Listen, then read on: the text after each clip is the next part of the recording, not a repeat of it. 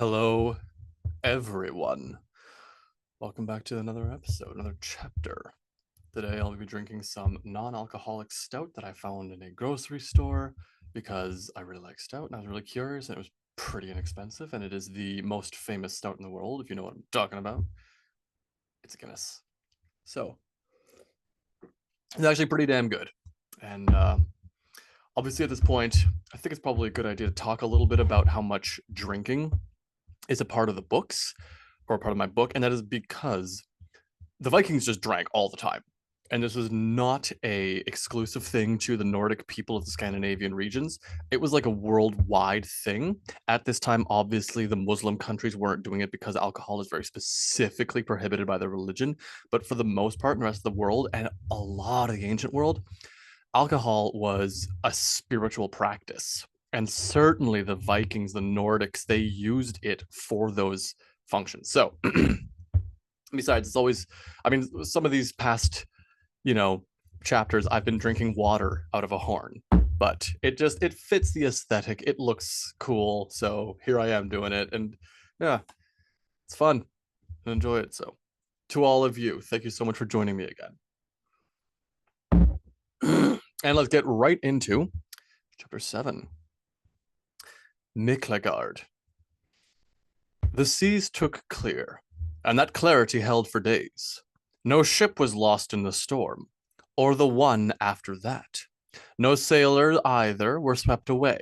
All the ships and all their Varangian made the journey through. North they turned after rounding Greece, and up to and along the coast was sailed. They passed through the Dardanelles, the long winding corridor for ships.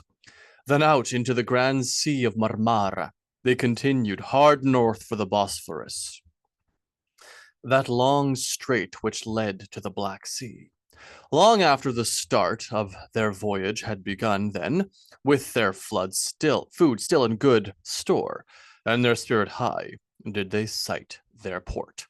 The sun shone gold on the vibrant white yellow of the stone wall and the blue of Byzantine waters. Here they were, home.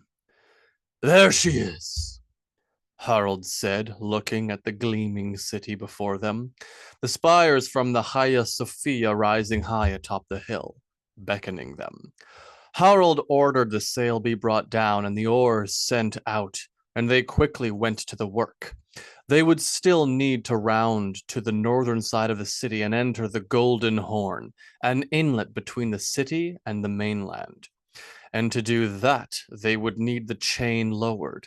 The chain of the Golden Horn was famed throughout the world, a feat of mighty engineering and massive effort. It spanned from the northeast tip of the city to the mainland. Over 500 wide paces long it was.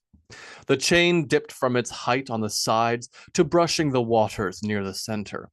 Any ship attempting unwelcomed entry would be violently stopped by the heaviness of the links in the way. Miklagard was the best defended city on Midgard. But these sailing Varangians' presence had been expected, and they stopped for only a short time and watched the great links of iron dip into the sea, allowing a narrow pass that their longship could navigate. It was always strange to watch the chain lower and be unable to hear the work done to lower it. Something was eerie about seeing it go down without hearing it go down, and they stood in silence as, once more, the path to home was made. As they went by, nearly all the Varangian peered over the side of the ship into the water and looked to see the chain under them. Their oars churned through the surf, but the chain would still be seen under the work. You know, every time we pass by this way, Fitbjorn said, looking back as they passed over the metal door, it is not protection I feel with the chain behind us. More do I feel trapped. Trapped? Ragnar asked. We have it down any time we're sailing. An open door is never a trap, laddie. It can be, if you are not the one who decides when it is opened. he muttered to himself. They turned to the left after passing over the chain and made for the Prosphorian harbor. Before them, from the sea, rose the high wall that surrounded the city and stood to defend the empire. But below that were the piers. The daunting sight of 4 Nordic longships sailing for the dock filled the horizon, and the men working there ran to clear the space that was needed for their arrival. "Ready to tie off!" Harold shouted, and those at the front half of the ships stowed in the oars, readying ropes. The longship was pushed to gently glide into place next to the dock. The Varangians started to jump from the railing and walked calmly along the wooden planking, ready for the tying. As those at the back stowed their oars, Fitzbjorn and Hafal jumped from the side of the ship to the pier as well. "Pass me the rope," Hafald called, and Inga threw it to him. Still, they walked at speed with the ship as it slowed to a stop, and only then did they tie off and make safe. "Shore! Land!" Harold said, jumping off the dock on the dock himself. "Have everything unloaded and taken to the store. We will feast this night to our safe return. Much goodly wine shall be drunk, and our tales of glory and victory will be told throughout the alehouses of Miklagard." "Hail, Harold!" came back the call from the army. "Now get the ship ready for the stay and post the guards. I will have court with the Emperor, much should he hear of our exploits." Harold and his second then left with a team of guards. "Yeah, you heard him. Unload, and then we can go partake in the city," Boldel said, stretching tall. Her brown hair was again in the 2 braids she liked to keep them in. "I think we can find some horses to take the burden of our shoulders and bring this to the storehouses in the palace for safekeeping," Inga asked. "I'd rather get to the night before the sun goes down." She smiled at Hafvald. "Yes, me too," he replied, knowing her meaning. "Oh, you two can get away and fuck then," Ragnar said to them. "I don't think any of us really mind. We'll manage what needs be done." "What?" asked Niels. "All right then," Inga said, taking Hafvald by the hand and pulling him to leave. "Wait, no, there's work to be done," Niels protested. Go on then. We'll see you later in the hall." Fitzbjorn agreed. Niels turned to him. "So quick to welcome more work onto yourself. Well, why not take to your back my burden as well, since you are so fast to have to it, added to it." Fitzbjorn looked at the man and shrugged. "Go on then, I don't mind overmuch. This night will have pleasures enough for our deeds. I think so long, though, as Bodil and Ragnar stay then, it won't be too much a problem." They both nodded their assent. "Oh, for Odin's eye, then. I will stay and help with the load," he grumbled. The bags with food were important. The wooden cages holding ravens were important. The materials for the Varangian and the weapons and armor were all important. But the chests with silver and golden gems were vital. Everything was taken in hand except for these chests. They were loaded onto donkey-pulled carts, with a man on either side to drive them. When everything was unloaded and the long ships made safe, the army of sailing Varangian made a long procession for the palace. Fitzbjorn and his companions were to the center of the column, and they had to wait with their load while they were all moved out. Finally, their turn came, and they walked through the large doors that served as the gates of Eugenios. And then they were in the city. Miklagard was the center of the world. It was large and sprawling, mother city between the worlds of the east and the west. What is more is that it was the seat of the eastern half of the Roman Empire, Byzantium. The streets were twisting arteries through the heart that was the city, and its flow was traffic in the form of people of all variety. Carts and commoners, merchants and mercenaries, every gutter flowing with piss and refuse, which was swept out to the sea. The alleys and the homes were all clogged with life as the myriad denizens of the wide reaching corners of the world cohabited in one place. From the vantage of this summit, one really got the sense they could look out over all of Midgard and learn anything of the world they so wanted. And from the far, mystic, and impossibly distant alien Norths were the Norse Varangian Guard, these strange, hulking, warlike peoples, who the Emperor used as his personal guard and fighting force. They were an average of a head taller than those others in the city, and so towered over the people they worked to protect. The effect of having these wild, giant warriors from the cold and icy terrain of a far-off land made the Emperor seem more than a man. Their reputation was his reputation, and his bolstered theirs. The stories surrounding the exploits and prowess of the Varangian were widely spoken of, and rarely in hushed voices, but loudly said. None, of course, spoke louder of the Varangian greatness than the skalds of the North themselves. Even now, as they went their way through the roads, the looks they garnered from the peoples were a mixture of everything. They were awed, afraid, admirous, inspired, and more than a few were disapproving of the emperor showing so much favor to foreign barbarians. The Greek force of Michael the Girger had joined with the Varangian under Harold. Perhaps they, the locals who looked on, could join as well. Some still thought this, despite the near legendary status these Norse and Danes had earned in their 60 such years of service. One problem that some few of the guardsmen had found was being attacked in the street by random citizens of Miklagard. Never an assault for ideology or hatred, only ever were these rare instances for the gaining of fame or renown. Renown for having been able to defeat one of these northerners. None succeeded. As they walked, the sight of wine houses and brothels swelled in the eyes of many of them. This city was filled with the pleasures and delights they could not take while on the sea or raiding, though those places held other delights. The pleasures of civilization met them here. Ragnar saw a small boy looking up at him with wide eyes and an awed expression. He kept his reserved expression,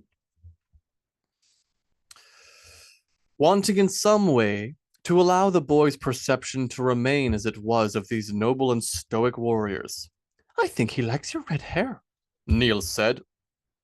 The boy himself was a dark-skinned Anatolian with black hair and large brown eyes.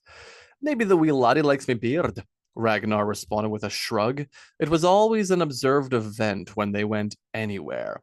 They rarely avoided discrimination or praise. But they could never avoid notice. Finally, when they reached the palace, there was a crowd to watch them enter through the gates with their plunder. Surely there were more tales that would be told of the wealth the Varangian took in this night. The gates of the palace were huge and crisscross in design to aid against battering ram. The ramparts were high and well manned. Within the yard ground, there was some discussion with an official of some kind that stopped their way. Fitbjorn stood right under the tall gate and felt the nerves of having so much stone over him. Such places always made him alert of their presence. Quickly, the revelation that they came with treasure opened the way, and they were all welcomed through. It was a quick affair to deposit all the spoils into the store within the palace, each unloading their armful and being done. The store there was not directly the coffer of the Empire, though. It was, in fact, a private and maintained store for the use of the Varangian Guard. Inside were the gathered plunders of decades of raiding and war, the work of mercenaries. They had to pay a tithe of their declared take to the emperor, but everything else they kept for their own. The huge collected wealth within the Varangian storeroom was an impressive sight. Each Varangian was also entitled to their own plunder, a share of what was taken from the raids and spoils of victory. If, however, there was a peace that they desired above all others, they could make a formal appeal to their commander, and these would usually be approved. There was plenty of spoil to go around, and the Varangian were always fat for choice.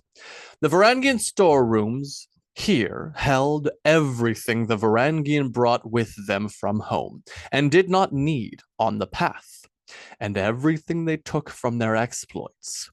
There was a room with general materials, including weather-worn cloaks and tunics, breeches, bracers, furniture, furs and silks and carpets, horns and vast jugs holding wine and mead from their homes. Another room, and the favorite of many, was entirely an armory, wherein was stored weapons and armor of all kinds. Swords from their homelands, axes, both hand and great, bows and quivers of arrows, popular staff weapons among the Byzantine called falques, spears, maces, daggers. Finally, the weapon that was in most supply in the armory were shields. Many of the Varangian carried their own weapons from home, and those who traveled to become Varangian were able to arm themselves. But every warrior from the north prized shields above all other weapons. It was often said among them that if you had to choose but one weapon, take a shield. Of these rooms, the Varangian were all welcome to take what they needed, and they held some measure of control over the withdrawal allowed to each person. The rooms served as the armory and material store of the Varangian expeditions, and they deposited treasures and tools far more often than they withdrew from them, so there was never any shortage. The last room, owned by the Varangian in the palace, besides their barracks and the sleeping suites used by the chieftains, was the bank. This room was filled with one thing: their monetary wealth store, the nomisma, the silver, the gold, jewels, and art forms from all the borders of the empire. This last room, very few of the Varangian ever actually went into, and then rarely for any length of time beyond what it took to place a chest. The funds were necessary for repair of the ships, or more supplies were taken from the bank.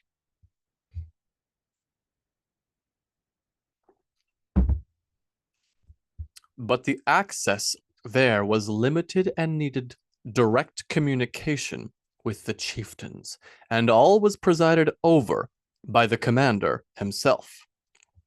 "That is a lot of money," Niels said, peeking into the bank room as the door closed behind the men taking in the heavy chests.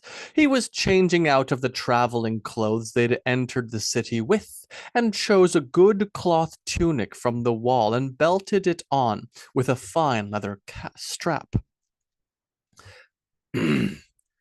"What? Are you wanting for more? Have not you taken a great hoard from the raiding?"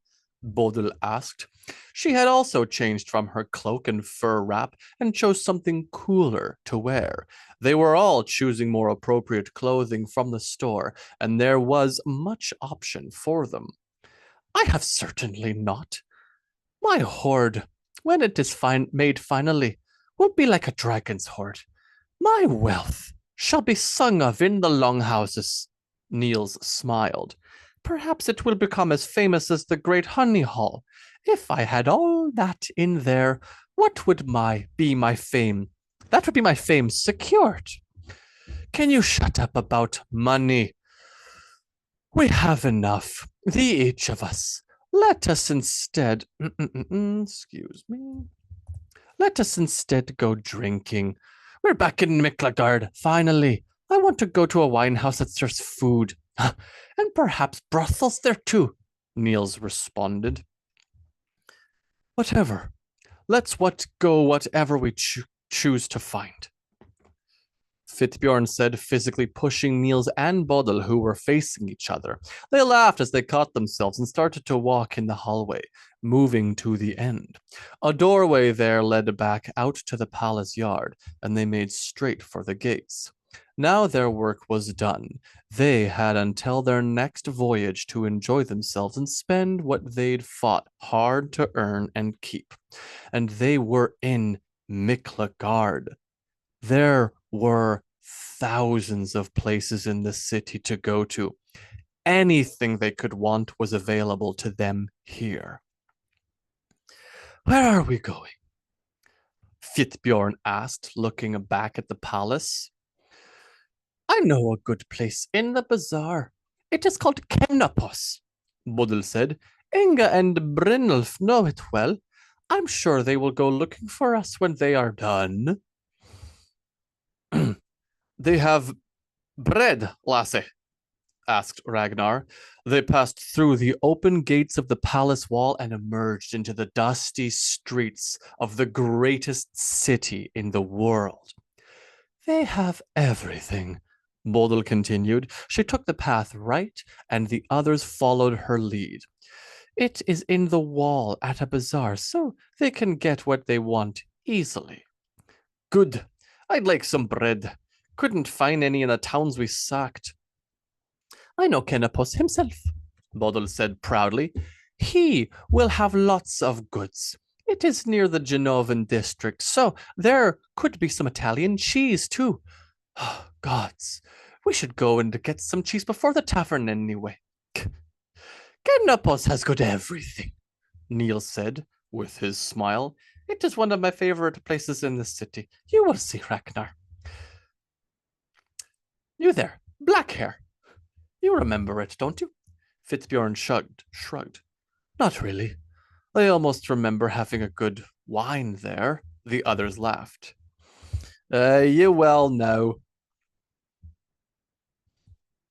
You show the way, and let's go have some bread and wine. The body and the blood. Ragnar grinned knowingly. And tomorrow, I ken well you heathens dinna know, but it's the Sabbath.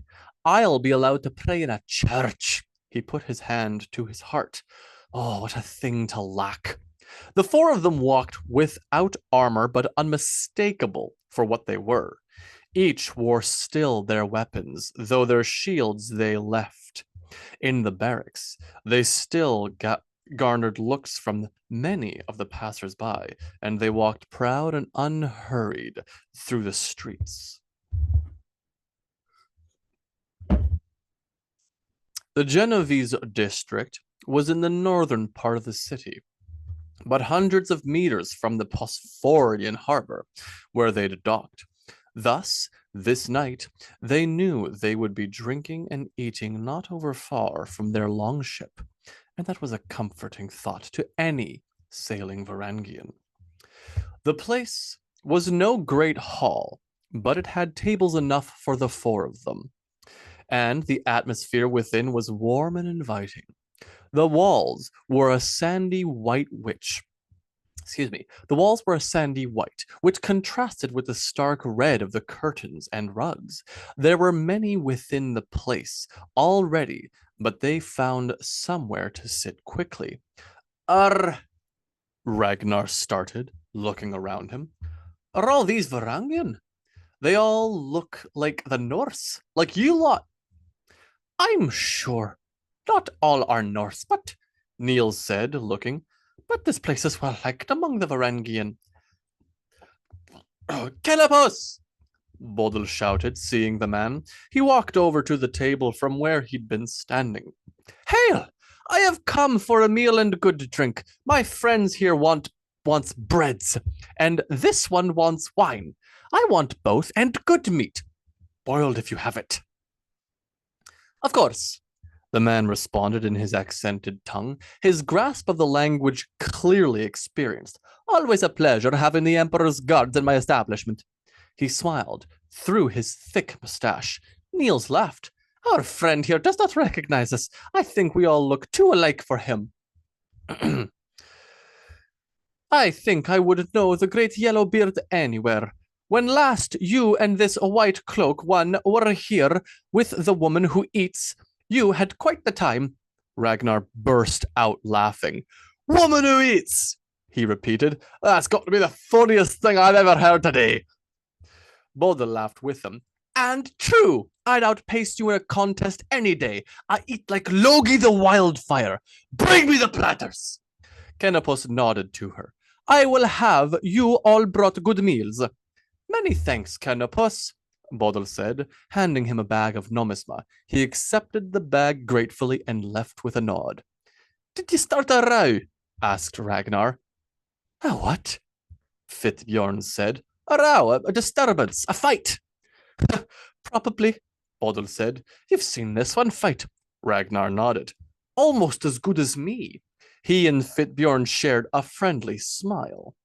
One day we may have to see, he responded. They continued to banter some until the food and drink arrived. Onto the table were laden 3 large plates. The first had dried and fresh fruits that were cut into slices. The second held many different breads of various sizes and a wheel of cheese.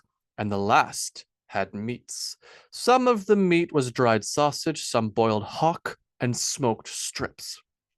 The servers also brought 2 jugs and 4 cups to the table, which Niels took the initiative of pouring and distributing among the others. That is what I want to see, Bodil said. Any idea what the meat is? I won't. Any idea what the meat is? I won't eat swine. Bodil looked at Ragnar, taking a drink of wine from her mug. Why? Bible forbids it, he said with a shrug. Well, more for me. Bodil took the largest piece of meat and tore off a chunk, which she ate with a generous gulp of wine. There, perhaps, Ragnar began, taking a slice of cheese. But it will never be enough, he smiled. But she did too. By the hammer of the gods, you are right, for I am mighty. None of this will ever be enough. She continued to eat happily, and Ragnar laughed. In fact, I think it's all pig this, every last bit of it. Honestly, lassie, you've shown that it's not just the women of me homeland that can show strength. What? Of course it is not. Why would you even think such a thing? I think maybe it's the few examples I'd seen out here, but I was always under the impression that the women of my homeland were the only strong ones of the whole wide world. He shrugged. You've proved me wrong. All you Norse and Danes have. Bodil swallowed her mouthful and looked at him. All women are strong, friend, said a new voice arriving at the table. Bodil paused and looked up at the hand that was put onto her shoulder and saw Inga standing there with an enormous smile on her face. They just don't show it too often. I think if we did, we'd scare off the menfolk too often, Bodil said. She and Hafald sat at the table next to Niels. Where is there a cup for me? Asked Inga. Is this wine of Venice? We are close enough to the Italian quarter, Hafald said, taking a cup right out of Niels' hand. More cups were brought, more food with it, and the meal was spent in laughter and stories of their time. They sang songs and drank hails to fallen comrades in victorious battles. More and more Varangian came into the building the longer the night went on, and eventually any newcomers were sitting on the floor for want of tables, but they clearly did not mind, as the food was good and the wine copious. Eventually, as the night grew long and the wine took effect, the place grew sparser in occupants until there were only some few tables left. Inga and Hafald had left together, and Ragnar departed not long after that. What moment would you choose most to bolster your reputation from all that we did in the raiding? Which would make the best story? Asked Niels. Fitbjorn thought about this with pursed lips. I think when I fought the warriors at the gate of the third castle. Though he did ask the statement like a question, Niels shook his head. That moment belonged to everyone.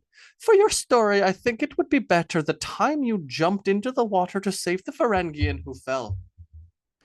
Cedric, Fitbjorn said, that would not make for a good story for my reputation. I didn't save anyone. Well, no, but not then. But you did jump, did you not? From what I have heard, you leapt in just a moment after he fell. That is worthy of praise, no doubt. I would prefer a story where I actually managed to save a life or overcome great odds. Sacrifice and heroism mean nothing if it is for nothing. Niels looked at him impressed. Your wordplay continues to go up, friend. That is good. A bit obvious to say, don't you think? Asked a man from the next table over. He and his friend had been there most of the evening, quietly eating and talking between themselves. Of course, it means nothing if it is for nothing. That is what the word means. Hold on. Now, I am trying to encourage him to learn the skill of storytelling. There is no sense in discouraging him now. What did you do? You jumped into water, the tall, red-haired man asked. He looked almost like Ragnar and wore the trappings of a city guard. Niels started to speak, but Fitbjorn stayed him. I did. I fought on the side of our longship, and I jumped to save a fully armored man from drowning. As I was striving for this, though, another enemy jumped onto me, and I had to fend him off. Cedric died from sinking. And this enemy who landed on you, what happened to him? I crushed him in hand and threw him down to the bottom of the sea. My own sacrifice to follow Cedric, that he wouldn't die alone that day. The man nodded approvingly. That is a feat you should tell of. The defeat of an enemy.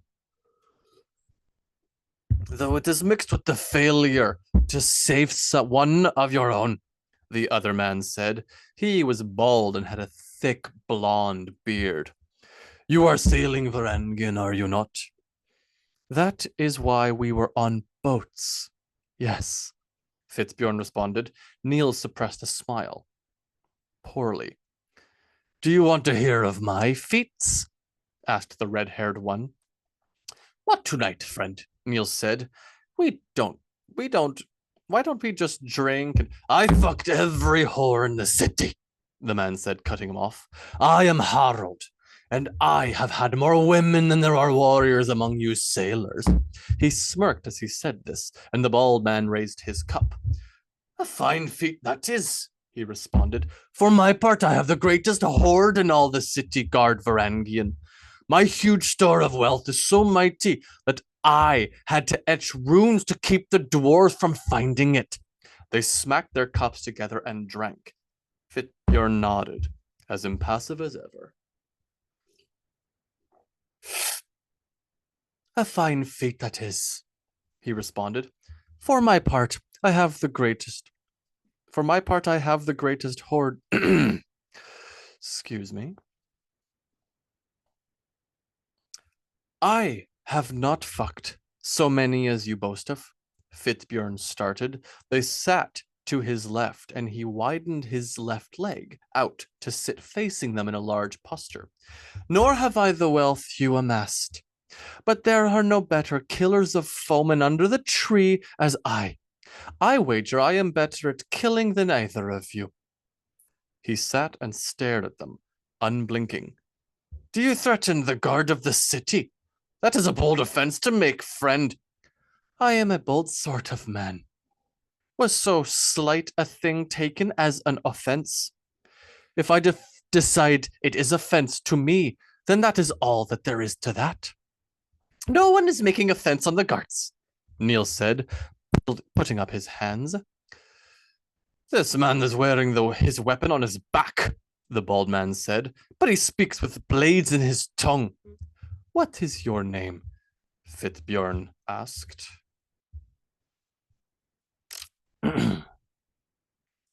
Calm yourself and don't make such a threatening look at me. What is your name? he asked again with a shrug. If you touch that axe, I'll cut your fucking hand off. I don't need the axe. He doesn't mean that he will he doesn't mean that he will attack. That's not what he said. You should listen to your friend and be calm. By God. The bald man said, finally causing all to stop. Look into his eyes. Red Hair looked at Blondebeard, but looked back when he made no move to look at him. They both stared at Fitzbjorn's eyes. What? Asked Red Hair. Nothing. Not one thing is given from those eyes. That is the look of a predator. He shook his head. Maybe he is right. Maybe he is a match for us. He smiled. Will you fight us? To prove yourself. Excuse me. Fitzbjorn stood and walked slowly over to them. The whole of the tavern was watching now with interest, and their tension all rose. The two gripped dagger handles and leaned back expectant. Niels impotently put out a hand to grab him. Fitzbjorn leaned down and put one hand on the table between them, looking back and forth as they observed his movements and waited for the moment of action. Then he shook his head. We are all of us far into the wines.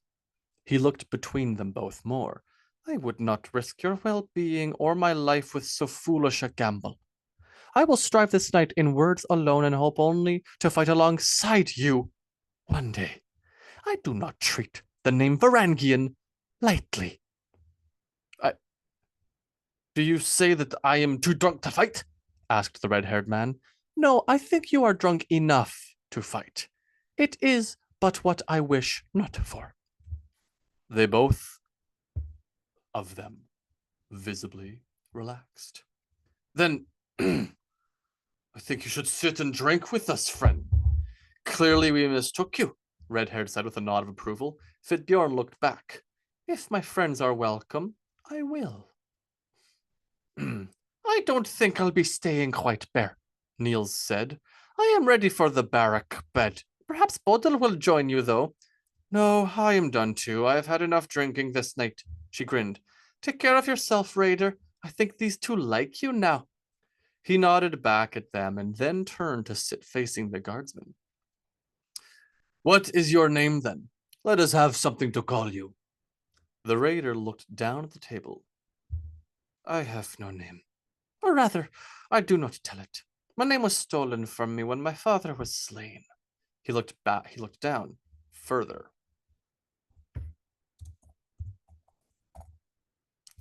With no G or Y. I will have it back when I kill the man responsible, but until that time, I am known as Raider. Or Fitzbjorn. White Bear. Like your cloak. The man, he indeed had his half-cloak around his shoulders. Is that not really warm? I'm sweating in only my tunic. You're wearing only a tunic? Asked the raider. They both laughed. I suppose I'm also wearing these breeches, or whatever these Greeks call these. He referred to the silken pants. My name is Harold Gothromson, said the bald man.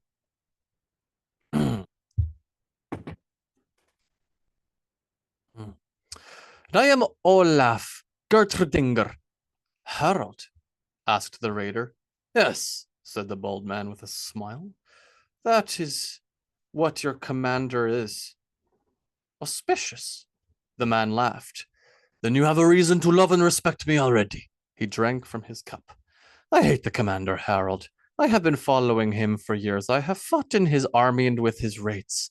I hate the man. Can you fight for a man like that? Asked Olaf. Like I am trying to escape hell. It is a remarkable thing to be so determined and filled with hate in a fight. But I do not fight for him. I fight for my other Varangian always. That is why I will not fight with you. I do not fight with those beside me or behind me. If they stand beside you, respect them, Harold agreed. And if they stand before you, Olaf started, they all three raised their horns together.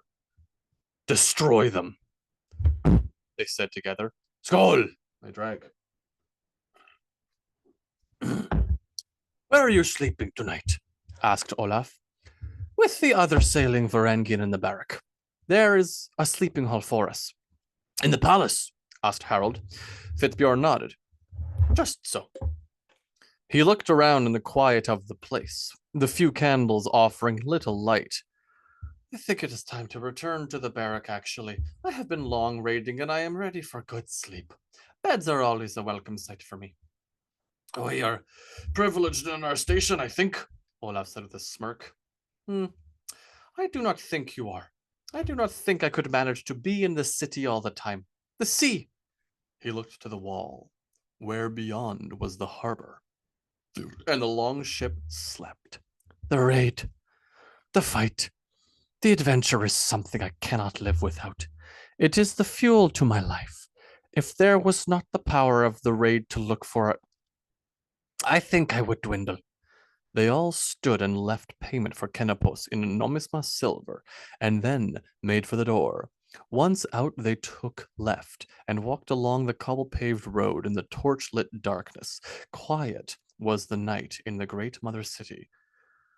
But what of the prestige? Harold continued. I know you wish to fight, but the accolades we get as the famed guardsman is surely worth the trade in battle. Accolades mean nothing to me. Not yet. I will not sharpen my reputation and position alone. I cannot. I will keep the fight forever driving.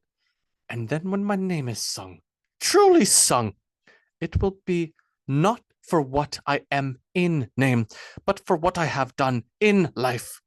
My tale and song shall be sung in the halls of Valhall, well before my coming there. My reputation will go before me. By God, man, you make me want to join you in this longship expedition you take. Your raiding sounds like a thing of grandeur. Fitbjorn smiled. It is when I do.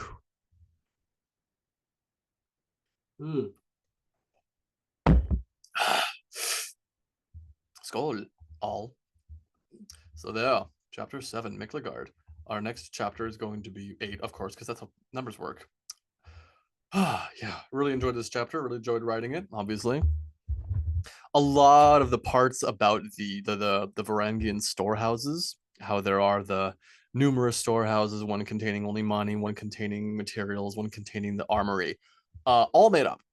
I made all of that up based on extremely good guesses and the just sort of like the logically intuitive fashion. I think that these kinds of places would have existed. Like there has to have been somewhere where they could get ready and in it have all the things that they need. They couldn't have just left it out in their rooms, for instance, because there would never have been enough space for every single one to have a room. And if they did have a big barrack that they all use, they wouldn't have kept all their stuff right with them. So the three storehouses, again, also the appeal to have a specific item taken from a raid gifted to you, like appealing to the commander for such a thing. That's just me guessing. I do love the idea of it, however, which is obviously why I put it in there, because I can't really help but to put the things that I love into my books. Yeah. And I loved the description that I put in here of Miklagard, of Constantinople, Byzantium, like Istanbul. It's metropolis. The word metropolis means mother city, metropolis, and it's just the mother city. It is the great mother city. It's the heart of the entire world at this point in time. Like if you looked, especially this is what the Romans thought of it, which is why the eastern half of the Roman Empire was put there, which is why Constantine and all the other emperors ruled from there afterwards. It was, I mean, if you look at a map, I'm gesturing to a map. If you look at a map, it's basically the center of the world. I know that there's no actual center, up, down, left, or right when it comes to our globe. It's all just arbitrarily placed onto a map, but it's right there, the heart. Istanbul is undeniable. And the chain. I thought a lot about what it would have been like to sail over that chain and be unable to help but to look down and see the huge links of the metal under the water as you pass over them, and just hoping that it goes down to let you through. Love that idea. So yeah, back in Miklagard. Anyway, thank everybody for listening, and until next time.